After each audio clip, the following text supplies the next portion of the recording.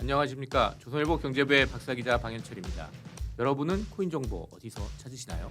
혹시 너무 많은 정보 때문에 진짜를 놓치고 있지 않으신가요? 산더미 같은 정보들을 파헤쳐서 진짜배기 뉴스를 선별해 드립니다. 9월 30일 목요일 코인 파헤치기 본격적으로 시작해 보도록 하겠습니다. 오늘은 알고란의 고란 대표님과 함께 합니다. 안녕하세요. 네, 안녕하세요. 요새 그 코인 업계 아니면 코인계 이쪽에서 가장 화제가 되는 얘기는 어떤 게 좀 있을까요? 그 지금 현재 그 코인 커뮤니티에서 보자면 일종의 약간 신적인 존재가 있어요. 네. 그 사람이 원효띠라는 사람인데, 원효띠? 예, 네. 20대로 알려져 있고, 네. 그리고 시작하기로는 한 300만 원 정도에 시작을 해서 지금 현재 한 1,000억, 1,500억 정도로 이제 뭐 이렇게 불린. 그 친구가 있어요. 엄청난 분이네 그러면. 신적인 존재고요. 네. 그다음에 그 비트코인 주로 선물 매매를 통해서 이제 자산이 이렇게 많이 불린 네. 거의 트레이딩의 천재가 아니냐라는 얘기가 나올 정도로 얘기가 네. 되고 있는 인물인데, 네. 사실 이 원효띠란 인물은 옛날부터 화제가를 모았던 인물이에요. 네. 화제를 모을 때마다 시드가 점점 커지면서 화제였는데 최근 들어 화제가 되고 있는 인물이 또 한 명 있습니다. 아, 또 한 분. 네. 네. 어떤 아마 분이죠? 다 아실 텐데요. 코인 안 하신 분들도 음. 패트릭 기욤이라고 해가지고. 기욤. 네, 네.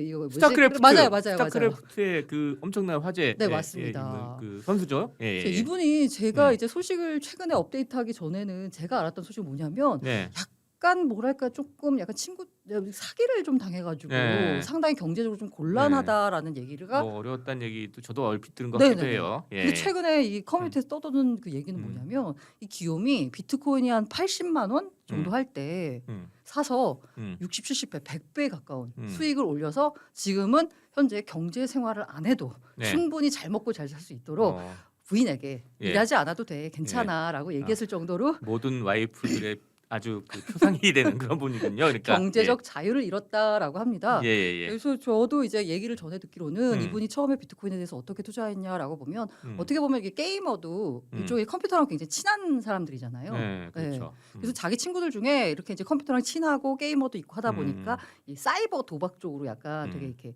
눈이 트여 있는 친구들이 많대요. 근데 이들이 이제 그 사이버 도박을 하려면 사실 이게 금지가 돼 있기 때문에 네. 결제를 마음대로 할 수가 없어요. 그러다 보니까 이 결제 수단으로 비트코인이라는 걸 썼다라고 합니다. 네. 그래서 그 기욤이 이렇게 보니까 네. 이게 너무 혁신적인 금융 상품, 일종의 뭔가 가치 투자를 할 수 있는 그리고 게다가 시간과 국경에 제약이 없는 상품인 거죠.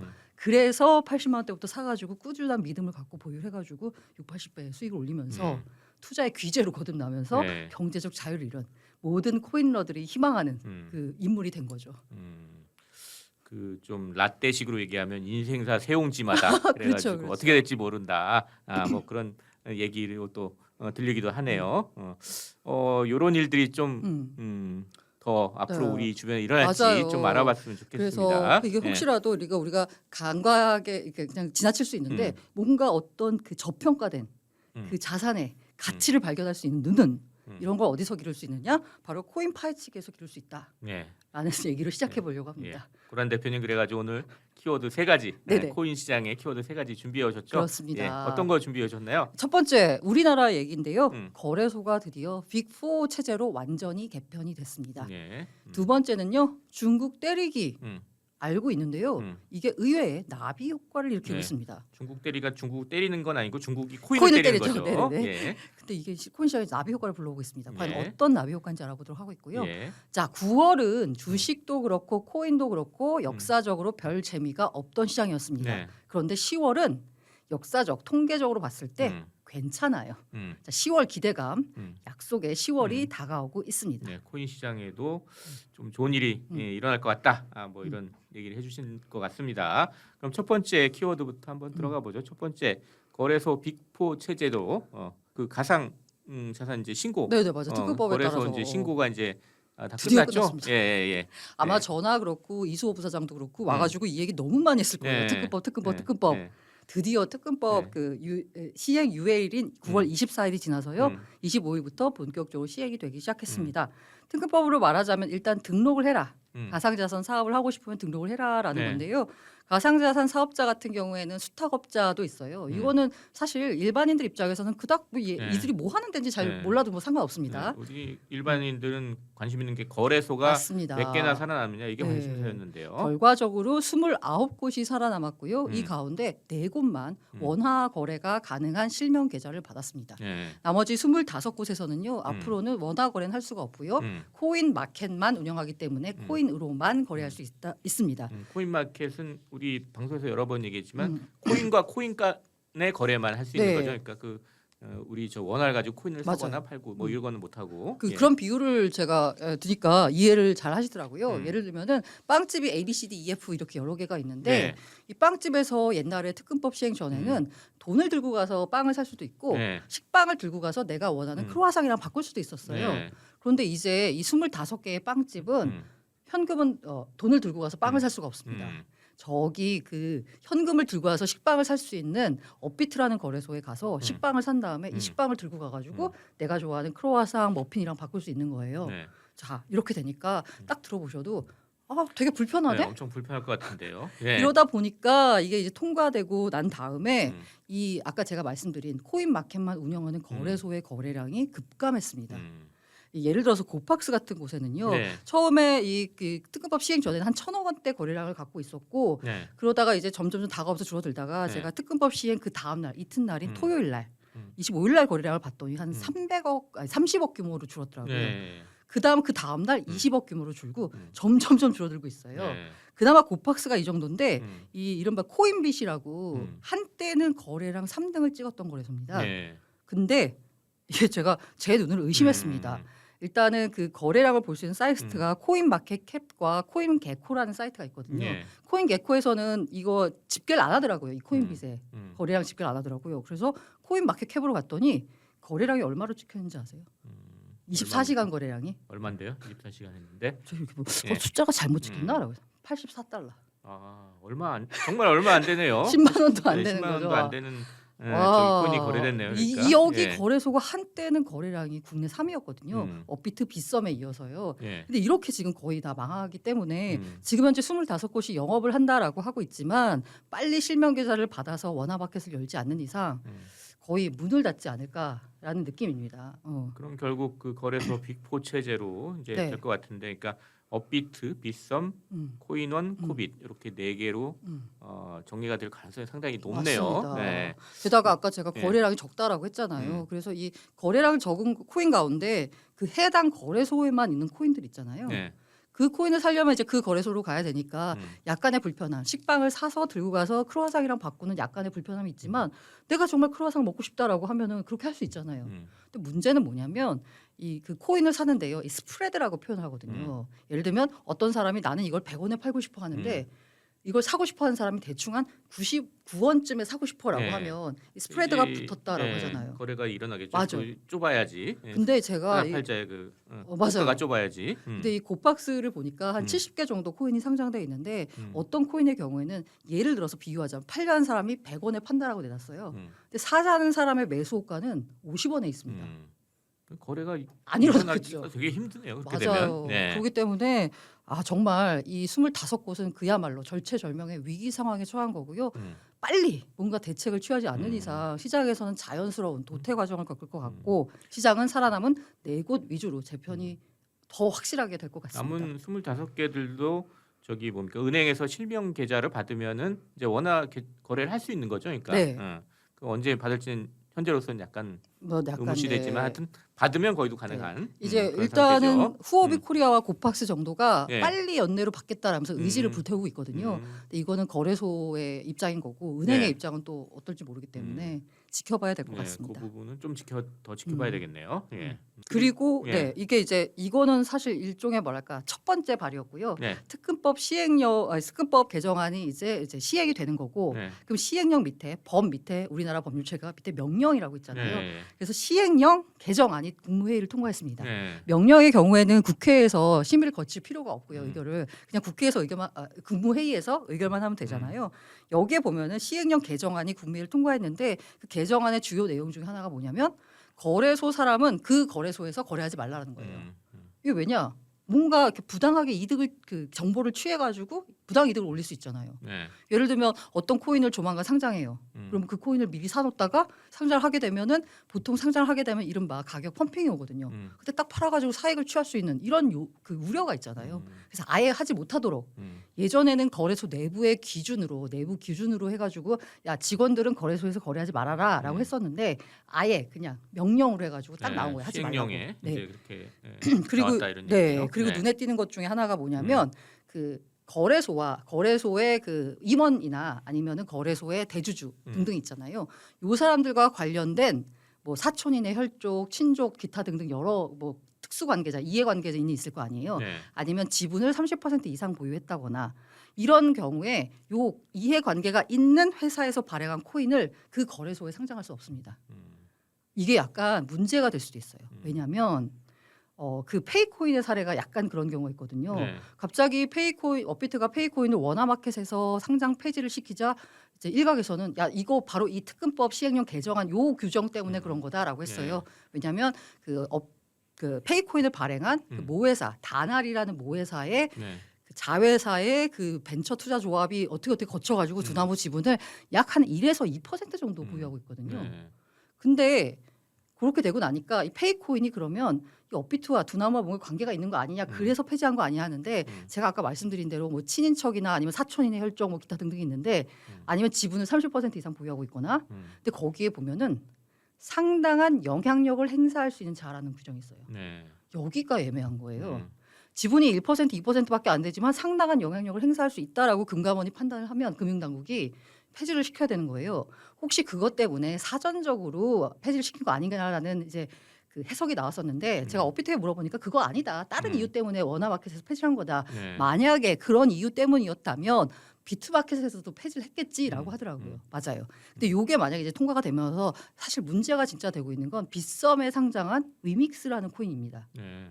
그 지난주에 다뤘었죠. 아, 위메이드가 또 빗썸에도 좀 이대주주입니다. 예, 들어가 있죠. 네. 예. 근데 이대주주인데 지분상으로 놓고 보면 한 10%가 12% 정도예요. 네. 법으로 규정한 30%는 훨씬 못 미치지만 아까 말씀드린 그 규정 상당한 영향력을 행사할 수 있는 자 여기에 걸릴 수도 있거든요.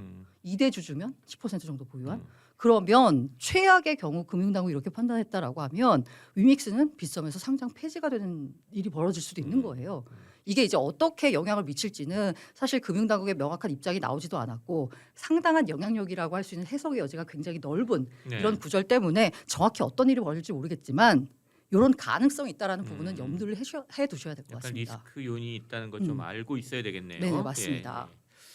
그렇게 해서 거래소 빅포 체제 얘기가 쭉 다 나왔고 그다음에 특근법 시행령까지 좀 얘기를 해봤는데 또 하나 이슈가 이게 뭡니까 이 거래소들이 일단 뭐 신고가 되면 네네. 그다음에 또 이 거래소하고 거래하는 고객들을 또 맞아요. 확인을 해야 된다며요. 그래가지고 네. 또 이슈던데 그건 좀 어떻게 흘러가고 있어요? 이게 문제가 안 되는 게 뭐냐면 일단은 우리가 가입을 할 때요. 그 국내 거래소 빗썸에 가입할 때 네. 여러 가지 그 절차를 거쳤지만 아마 그 KYC라고 하는 신분 인증 확인 절차 이걸 아마 거치지 않았어요. Know Your Customer죠. 맞습니다. KYC가 네. 당신의 고객 신원을 확인하는 이게 절차가 개인 있어야 정보를 되는데. 취급할 수 있는 기관이 상당히 제한적이에요. 네. 근데 지금까지 거래소는 개인 정보를 취급할 수 없었기 때문에 네. 그 부분 관련돼 가지고 이른바 주민등록보다 수집이 안 됐어요. 쉽게 말하면. 근데 이제 특근법에 따라서 이거 거래소가 이걸 알아야 돼요. 그러면 지금까지 거래소가 보유하고 있는 고객들에 대해서 이 절차를 다 신원 확인을 거치는 절차를 다 마쳐야 되거든요. 네. 별로 다른 거래소는 문제가 될 게 없는데 문제가 되는 게 바로 업비트입니다. 고객 수가 830만 명이에요. 엄청나게 많으니까 네. 이 사람들 다 확인을 또 해야 된다는 얘기네. 그 하는 예. 과정에서 아마 굉장한 지연이나 아니면은 뭐 서버가 다운된다거나 하면서 혼란이 빚어지지 않을까. 만약에 이 확인 절차를 거치지 않으면 거래를 하면 안 됩니다. 불가능해요. 그러니까 본인이 내가 업비트 고객인데 만약에 확인 절차를 거치지 않았다라고 하면 그 순간부터는 거래도 매매도 매수도 매도도 출금도 입금도 안 됩니다. 네. 아무것도 안 돼요. 네. 그럼 고객 입장에서는 당연히 막 거의 미치겠죠. 근데 이런 리스크가 발생할 수도 있는 게요. 그 예를 들자면 아니 그 신분 확인하는 거 뭐가 어려워. 우리가 그 비대면 실명 계좌 만들 때 보면은요. 자기 이제 그 주민등록증 이렇게 찍어가지고 하면은 그게 이제 정보 핸드폰 찍어가지고 바로 맞아요. 할 수 있잖아요. 공공센터로 이렇게 넘어가가지고 뭐 휴대폰 인증하고 뭐 이런 과정 거치면 네. 금방 되는 거 아니야라고 했잖아요. 문제는 제가 아까 830만 명이라고 했잖아요. 요거 한 건 처리하는데 대충 한 15초 몇 초 이렇게 걸리는 걸 계산하게 되면 네. 물리적으로 봤을 때 7일이 걸립니다. 빨리 하면. 길면 석 달까지 걸릴 수 있어요. 예. 카카오뱅크가 처음 만들어졌을 때 사람들이 너도 나도 이거 뱅크 개설하겠다고 해가지고 서버가 다운된 적이 있었거든요. 예, 그런 일들이 예. 지금 벌어질 수 있기 때문에 혹시라도 내가 매수나 매도를 하고 싶을 때 거래를 하고 싶을 때 이러한 그 뭐 고객 확인 절차 때문에 여러 가지 지연 때문에 못하는 경우가 벌어질 수도 있거든요. 정말 큰일이죠. 이걸 업데이트가 어떻게 잘 네. 대비를 하셔야 될 것 같은데 이런 문제도 어떻게 되는지 좀 잘 살펴봐야 될 것 같습니다. 이렇게 해가지고 이제 거래소와 관련된 네네. 여러 가지 이슈들을 다 좀 짚어봤습니다. 첫 번째 이슈로 해가지고 거래소 빅4 체제로 해가지고 짚어봤어요. 두 번째로 한번 넘어가죠. 네. 최근에 그 중국이 또 강력하게 네. 코인 규제 나서고 있잖아요. 이게 이슈인데 이게 뭐 좀 다른 나비 효과를 네. 좀 보이고 있다는데 어떤 겁니까? 이게 사실 중국이 코인에 대해서 부정적인 입장을 취했던 건 2017년이나 18년이나 19년이나 20년이나 21년이나 늘 부정적이었습니다. 네, 네. 이번에도 항상 그랬죠. 네. 네. 이제 9월 15일 날 15일자로 중국 인민은행이 통지문을 하나 냈는데 네.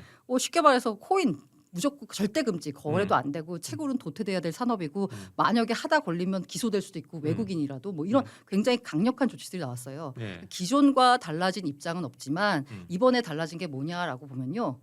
그 우리로 치면은 그 이 코인 거래를 단속하는 기관이 종전에는 한 7개 기관 정도 됐는데 이번엔 10개 기관인데 이 10개 기관에 우리로 치면 검찰, 경찰, 국정원 이런 데가 다 들어가 있는 거예요. 쉽게 말해서 굉장히 강력한 단속 의지를 내비쳤다라고 보면 될 것 같아요. 감옥 갈 수 있다 이런 얘기네요. 맞아요. 쉽게 얘기해서 이 코인 하다가- 거래하다가 맞아, 코인 거래하다가 감옥 갈 수도 있으니까 조심해라고 이제 워닝 사인을 던진 거죠. 예. 이러다 보니까 당연히 아니 뭐 계속 금지돼 왔었다는 거지만 사실 이렇게 또 약간 세게 나오니까 시장에는 충격이 왔습니다. 당연히. 예. 그래서 비트코인 가격이 이제 4만 5천 달러 뚫고 좀 올라가는가 싶었더니 다시 좀 떨어져서 이 박스권 4만 달러에서 4만 5천 달러 이 박스권 안에 다시 갇히게 됐거든요. 예.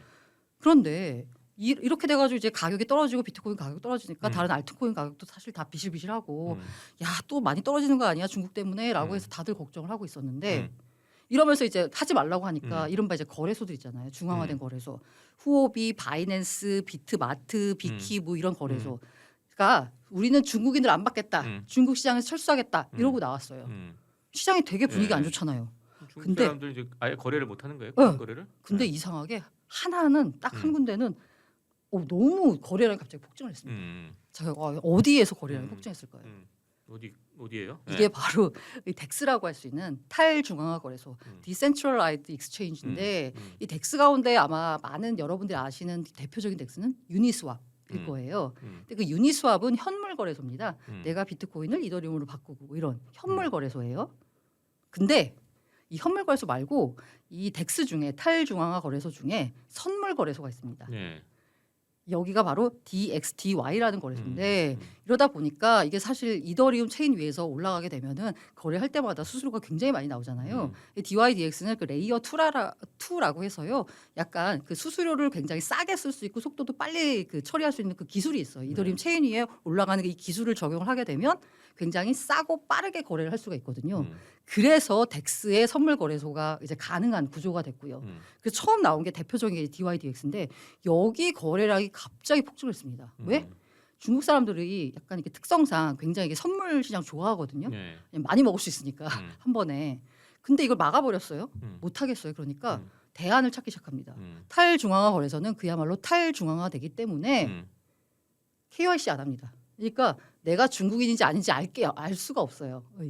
이 탈중앙화는 아예 중앙화된 주체가 없으니까. 그러니까 탈중앙화 거래소라는 게 정확히 뭐예요? 그러니까 그냥 가입은 그냥 쉽게 할 수 있는 거고. 네, 그냥 네. 이게 뭔가 중간에서 이 중앙화 이 거래소를 운영하는 주체가 없습니다. 그냥 프로그램으로 돌아가는 거예요. 쉽게 얘기해서 국적 없는 그냥 맞습니다. 무국적 거래소네, 그러니까. 그래서 예. 이 탈중앙화 거래소에 예. 대해서도 지금 현재 그 SEC의 게리 겐슬러 위원장 같은 경우에는 야 여기도 탈중앙화 거래소가 운영 주체가 없다라고 보지만 사실 이 코드가 잘 돌아가는 걸 지켜보고 수리해주는 네. 그런 개발자 누군가 관리하는 집단이 사람들이 있거든요. 있을 것 같기도 한데. 그 너네가 지금 중앙화된 그걸 주인이잖아. 그러니까 너네들이 등록을 해야 돼라고 해서 탈중앙화 거래소도 KYC를 해야 된다는 입장이에요. 이게 앞으로 굉장히 첨예한 문제가 될 텐데 지금 현재 상황으로서는 탈중앙화 거래소는 KYC 신원 인증을 네. 안 하기 때문에 네. 중국 사람들도 자유롭게 탈중앙화 선물거래소에서 비트코인 선물 거래가 됩니다. 정부에서 하지 말라고 하는데도 불구하고 이러다 보니까 DYDX 거래량이 점점 늘기 시작하더니 네. 코인베이스 거래량을 누르고요. FTX라는 또 거래소의 거래량도 누르고 그다음에 이 아까 제가 여러 가지 탈중앙화 거래소 대표적인 유니스왑을 비롯해서 여러 가지 스시스왑 등 여러 가지가 많은데 이게 혜성처럼 나타난 거래소거든요. 최근에 이제 작동을 시작을 했는데 네. 이 DYDX에서 일어나는 거래량이 나머지 탈중앙화 거래소의 거래량을 모두 합친 것보다 더 많습니다. 그러니까 중국 압도적입니다. 사람들이 다 이쪽으로 지금 네, 몰리고 있다 맞아요. 이런 추정이 가능하군요. 추정이 그러니까. 가능합니다. 예. 실제 중국 사람인지 사실 알 수 없죠. 알 수는 없죠. 예. 네네. 하지만 중국이 규제를 시작했는데 이쪽 갑자기 뜨기 탈중앙화 시작했다. 거래소인 DYDX라는데 거래량이 엄청나게 늘고 있다는 거는 중국 사람들이 가는 게 상당히 의심된다 맞아요. 이런 식으로 해석이 되는 거죠. 이 한 가지 좀 안타까운 게 약간 이거를 예상을 했음에도 불구하고 DYDX 이 토큰이 있거든요. 네. 이걸 토큰이 비싸다라고 생각해서 10달러까지 떨어졌다가 한 12달러 올라가고 15달러 왔을 때도 비싸다라고 생각했었는데 차마 못 사겠더라고요. 저 예. 개인적으로도. 근데 지금 현재 25달러를 넘었습니다. 단기간에 한 두 굉장히 배가 많이 됐네요, 급등했어요. 그러니까. 네, 거래량이 몰리니까 이건 당연한 결과인 것 같고요. 이것에 대해서 이제 제가 그 바빌이라는 사람이 얘기한 게 굉장히 와닿았는데 바빌이라고 하면 이제 찰리리 형 2011년에 중국 최초 거래소 네, 맞습니다. BTCC를 창립한 분이고 하다가 중국에서 야 하지 마 네. 이래가지고 이제 문을 닫았죠. 그래서 이쪽에서는 상당히 유명하신 네, 분이죠. 맞습니다. 바빌이란 그 분이. 라이트코인을 예. 만든 찰리리 형이고요. 이분이 무슨 말을 했냐면 음. 중국인들에게 암호화폐는 해외 부동산과 같다라는 말을 했어요. 중국 사람들이 이 자기 자산을 해외 부동산을 통해 가지고 굉장히 국외로 돌리잖아요. 왜냐하면 내 재산을 언제 뺏길지 모르니까. 네. 그런데 만약에 암호화폐가 해외 부동산과 같다라고 하면 중국 정부가 아무리 싫어해도 이 중국의 부자들은 어떻게 해서든 암호화폐를 확보해 가지고 내 재산을 지킬 거예요. 그러다 보니까 DYDX 같은 곳에서 거래량이 이렇게 많이 터지는 거고요. 두더지처럼 아무리 정부가 잡고 싶어 해도 생명력이 정말 끈질기게 살아남는 게 바로 이 암호화폐 비트코인이 아닐까 합니다. 예, 알겠습니다. 이렇게 해서 두 번째 포인트 이슈인 중국 때리기 나비 효과 여기까지 알아봤습니다. 이제 세 번째 약속의 10월 정말 10월에 뭐 좋은 일이 벌어지는 거예요? 네. 제가 10월에 좋은 일이 벌어질 거다가 아니라 벌어졌으면 좋겠다라는 마음으로 해가지고 갖고 오셨습니다. 사실 네. 9월에 많이 힘드셨어요. 네. 그 9월이 보면 주식시장이나 아니면은 저기 이 코인 시장도 그렇고 예. 역사적으로 9월이 별로 안 좋습니다. 음. 근데 상대적으로 봤을 때요 10월을 보면 좀 괜찮아요. 음. 그래서 약속의 10월이다라는 말을 했는데 우리가 이렇게 이제 그 가격을 전망할 때 많이 차용하는 전문가 중에 한 명이 예. 플랜 B라고 네. 있잖아요. 플랜 B가 사람이죠. 그러니까 네, 여기서, 맞습니다. 비트코인 분석가인. 네, 플랜 트위터에서 B. 주로 네. 활동하고 있고요. 이 사람이 쓰는 모델이 스톡 투 플로 모델이라고 해가지고 자기 나름대로 비트코인의 공급과 뭐 수량을 이게 뭐 해가지고 자기 이 비트코인의 가격 흐름을 예측을 했는데 네. 놀랍게도 예. 너무 잘 맞췄어요. 그래요. 네, 그래서 이제 플랜 B 신봉자가 막 나오는 상황인데 이번에 어떻게 또 예측을 했습니까? 그 그러면? 이제 네. 이 플랜 B가 예측하기에 최악의 경우에 9월 달에 비트코인이 43,000달러까지 떨어질 수 있다라고 했어요. 근데 요 예상을 내놓을 때 비트코인이 되게 잘 나가고 있었거든요. 그래서 에이 43,000 이게 뭐야. 다들 했는데 정말 43,000달러까지 떨어지고 예. 오히려 41,000까지 막 내려오고 막 이랬었던 상황이 펼쳐졌잖아요. 정말 잘 맞춘 거죠. 근데 이 플랜 B가 10월 달에는 비트코인은 63,000달러까지 가고 11월에는 98,000, 12월에는 135,000달러까지 갈 거다라고 예상했어요. 어떤 랠리를 지금 예상하고 있네요. 네, 맞습니다. 아까 그래서 처음 들어올 때 우리 얘기했던 기욤 같은 그런 투자를 하려면 지금 해도 네. 괜찮을 것 같아요. 이 사람 말만 믿으면 맞아요. 뭐 이런 생각이 드네요. 네. 예. 지금 약간 단기적으로는 조금 시장이 안 좋고 뭔가 이렇게 구덩이가 보이고 있지만 네. 저 멀리는 산이 보이거든요. 거기까지 도달할 때는 여러 가지 뭐 우여곡절 겪겠지만 어쨌든 산이 거기 있는 건 맞다라고 이제 믿는 사람들이거든요. 네.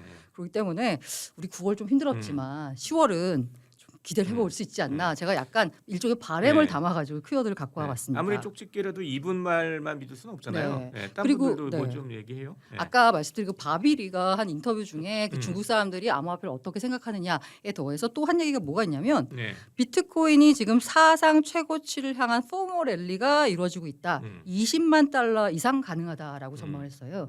이 포모 랠리가 포모라고 하는 거는 네. fear of missing out해서 어떤 시장에 중요한 이벤트가 벌어지는데 나만 소외된 것 같은 거예요. 지금 이른바 벼락거지 심정을 이제 나타낸 네. 거거든요. 이 바비리에 따르면 지금 현재 다들 투자 안 했다가 이게 오르면 어떡하지 라면서 사람들이 너도 나도 투자를 시작하면서 결과적으로 20만 달러 이상까지도 오를 수 있지 않겠느냐라는 전망을 내놨습니다. 역시나 좀 희망이 뿜뿜 희망 가득한 메시지였던 것 같고요. 전망만 있어요? 아니면 좀 뭐 아닙니다. 움직임도 있어요? 예, 네, 예. 그래서 실제로 이제 온체인 데이터라는 이제 분석을 하는데 실질적으로 이게 블록체인이기 때문에 어떻게 거래가 이루어지는지를 다 들여다볼 수가 있잖아요. 그 중에서 보니까 글래스노드라는 이제 그 분석 업체가 보니까 예. 이 최소 1,000 비트코인에서 10,000 비트코인을 소유한 사람들, 이 사람들을 우리가 보통 고래라고 부르잖아요. 이 사람들 비트코인계 큰손 투자자들이네요. 맞습니다. 예. 이 고래들이 9월 달에 사실 불안하니까 개인들의 경우에는 사실 좀 많이 판 경우도 있었거든요. 불안하니까 빨리 팔자 이런데 이 고래들은 9월 달에 6만 비트코인을 더 사들였다는 거예요. 6만 비트코인 하면 차를 감이 안 올 것 같은데 찾아보니까 또 외신 찾아보니까 제가 한 29억 달러 된다는데 그러니까 우리나라 돈으로 한 3조 4천억 원이 넘어요. 예. 이걸 누가 샀냐라고 보면 시장에 옛날부터 들어와 있던 시장의 우여곡절을 모두 다 겪었던 그 고래들이 산 거고요. 9월 달에 누가 팔았냐를 봤더니 신규 투자자들. 시장에 진입한 지 얼마 되지 않아서 굉장히 마음이 두근두근 하는 사람들이 팔고 시장에 들어와서 우여곡절을 겪었던 고래들은 오히려 기회다라고 하면서 비트코인을 사들였다는 거죠. 그럼 뭐죠? 이들이 사들였다는 얘기는 앞으로 더 오를 거다라는 거잖아요. 그래서 이 온체인 데이터로 봤을 때도 강세 신호다라는 이제 전망이 나오고 있고요. 또 하나 최근에 이제 이게 일종의 어떻게 보면 이제 양치기 소년 약간 비슷한 느낌이기도 한데 비트코인 ETF 나온다 하는데 계속 안 나오고 있거든요. SEC에서 지금 승인 안 해주고 있잖아요. 근데 최근 들어서 약간 좀 달라진 움직임이 뭐냐면 또 얼마 전에 이 코인베이스가 트윗을 하나 올렸다가 삭제를 했어요. 근데 그 이제 올렸다가 삭제하니까 더 의심스럽잖아요. 그 삭제된 내용이 뭐냐면 SEC가 조만간 비트코인 ETF를 승인할 거다라는 내용이었어요. 이게 봤더니 누군가 뭐 내부 인사의 말을 인용해가지고 한 전망은 아니고 분석은 아니고 코인베이스가 리서치를 이렇게 해봤더니 보고서를 냈는데 이 보고서에 나온 내용 중에 하나가 뭐냐면 승인 안 할 수가 없다 지금 분위기가 봐서 이런 내용이 그냥 들어가 있었던 보고서였거든요. 뭐 내부에서 무슨 말이 나왔던 건 아니라 하지만 약간 뭔가 무르익고 있다라는 걸 볼 수 있는 게 어제 또 그 게리 겐슬러 위원장이 또 한 번 이제 비트코인 ETF에 대한 얘기를 했는데 이 정확히 말하면 비트코인 현물 ETF는 아니고 CM이라는 거래소에서 지금 현재 비트코인 선물이 거래가 되고 있잖아요. 근데 이 CM이라고 하는 거래소는 규제 당국의 규제가 가능한 이른바 뭔가 여기서 불공정 행위가 일어나고 있지 않은지를 감시할 수 있는 공인거래소입니다. 공인거래소, 국가공인거래소. 여기서 거래되고 있는 비트코인 선물을 기반으로 한 비트코인 ETF는 뭐 괜찮지 않겠느냐라는 뉘앙스로 또 말을 한 거예요. 그래서 지금 현재 10월 달에만 한 5개 정도 비트코인 ETF에 대한 승인 결정이 나와야 됩니다. 이번에도 연기를 할지 아니면 다행히 승인을 해줄지 모르겠는데 비트코인 현물 ETF까지는 모르겠지만 선물 ETF는 조만간 나올 수도 있는 분위기가 무르익고 있어서요. 이게 나오면 당연히 시장에 강한 호재 모멘텀으로 작용을 하겠죠.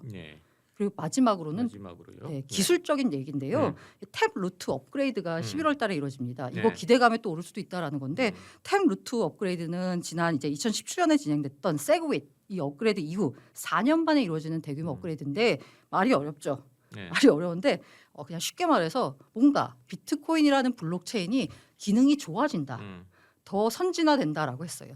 우리가 이더리움 런던 하드포크 이후에 이더리움 가격이 강세를 보일 거다라고 예측한 것처럼 비트코인도 뭔가 성능이 좋아지잖아요. 주요한 내용 중에 하나는 이제 프라이버시 보호 기능이 강화된다라는 내용이 있는데 뭔가 기능이 좋아지니까 당연히 가격은 오를 것 같은 느낌적인 느낌이 들잖아요. 그래서 기대를 하고 있다라는 말씀을 드릴 수 있습니다. 기대감을 쭉 다 말씀해 주셨는데 사실 이건 기대감이 있고 사실 리스크 요인도 꽤 있는 맞습니다. 거 아닙니까? 특히 이 비트코인 같은 경우에는 하루에도 막 30%씩 왔다 갔다 하는 변동성이 너무 크기 때문에 맞습니다. 쉽게 투자하기는 쉽지 않은 것 같아요. 그래서 변동성이 크기 때문에요. 항상 드리는 말씀이 이제 분산 투자라는 얘기를 하는 게 시간을 분산해서 투자하면은 이 변동성을 조금 이길 수가 있거든요. 그래서 너무 이렇게 아까 포모라는 말을 썼는데 이 포모 심리에 사로잡혀서 너무 한꺼번에 확 돈을 들어가는 거는 진짜 위험하다. 이 주식과는 달리 변동성이 정말 크다라는 걸 명심하셔야 될 것 같습니다. 이렇게 해서 지금까지 한 3개 키워드를 가지고 비트코인 그리고 코인 시장에 대해서 좀 진단을 해봤는데요. 좀 마무리하는 입장에서 저희 시청자 여러분께 좀 정리해서 한 말씀 해주시죠. 비트코인의 생명력은 강하다. 지금 아무리 탄압을 해도 계속 살아남고 네. 계속 이렇게 지금 현재 가격이 이른바 거의 0달러 수준에서 지금 현재 4만 달러 수준까지 올라왔잖아요. 정말 강한 생명력을 유지하고 있는 것 같습니다. 네. 웬만해서는 안 망할 것 같으니까요. 한번 마음을 열고 사기 아니야? 디지털 쪼가리 아니야? 라고 생각하시기보다는 마음을 열고 좀 지켜봐 주셨으면 하는 마음입니다. 네. 10월 달에는 어떤 일이 벌어질지 한번 눈여겨서 좀 네네. 봐야 될 것 같습니다. 자, 이렇게 해서 9월 30일 목요일 고란 대표와 함께한 코인 파헤치기 벌써 마칠 시간이 됐습니다. 매주 목요일 5시 유튜브 조선일보 머니 채널에서는 코인 시장의 이슈를 생생하게 전달합니다. 채널 구독은 물론 알람 설정까지 해두셔서 알찬 정보들 놓치지 마시기 바랍니다. 지금까지 함께해 주신 알고란의 고란 대표 그리고 저는 조선일보 경제부의 박사기자 방현철이었습니다. 감사합니다.